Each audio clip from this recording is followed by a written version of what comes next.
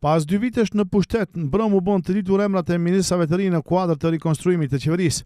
Ndryshimet në kabinetin qeveritar kanë ngjallur reagime të ndryshme të qytetarët.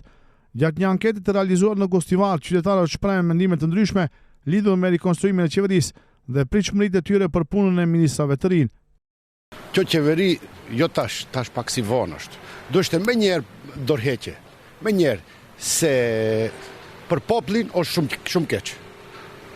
Qollojnë sa më shumë t'i denojnë, sa më shumë ligje, sa më shumë, domethënë nuk kuvenon. Nuk shoh në farë ndryshimi pozitiv. Shumë në mënyrë teknike se di, në mënyrë politike, jo.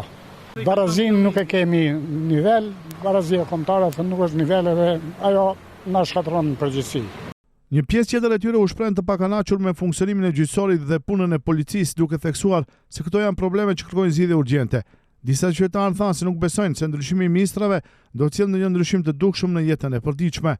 Ku marr pi Australia, jam 54 vjet në Australi jam. Edhe nuk e kuptoj këto, por sa që e shoh në shteti i Maqedonisë, kret kanë shku përpara, këtu ju keni shku përmas. Duhet të ndryshojnë sa më mirë ta bëjmë për popullin, që t'i bim nepat e tonë, mesat e tonë, dhëndorët e tonë, vinë ta pëlqejnë këtë sistemi. Jo kështu si e bëjnë këto, si e bëjnë këto, katastrofe bëjnë punën. Si popull jeni shumë të mirë. Këto që punin a përzire, këto se meritojnë, unë ala se këmë gjithë një që jonë zire me i thonë, hajde mashallah. Pravda baram, vo sudot. Tja to treba gledati, ne ministri me njega. Некој да реши судските проблеми, луѓето има проблеми во судот. Порачувам на премиерот да осреди судството. Не се занимаваат со бугарите. Nga ana tjetër kishte edhe qytetarë që vlerësuan rikonstruimin si një hap të duhur.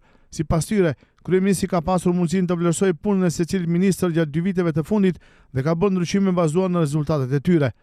Si do vazhdojnë, me qatë si kam deri tash, ashtu do vazhdojnë ndryshimet. Nuk shkojnë, si mendojnë ato, i zati ju ndihmoft, që për ndryshe që i ju është.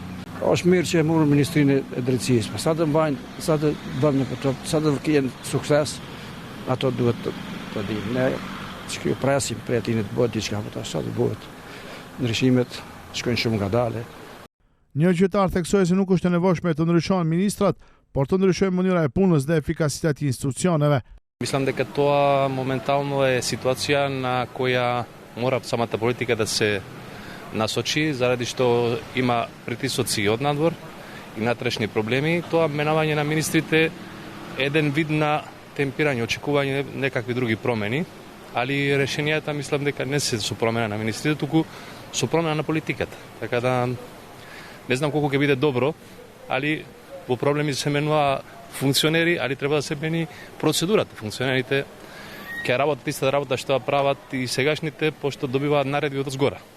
Rikonstruimi i qeverisë pritet pasohet me votimin e përbërjes së re në kuvend, ndërsa mbetet të shihet nëse ndryshimet do të reflektojnë në rezultate konkrete dhe në përmbushjen e pritjeve të qytetarëve.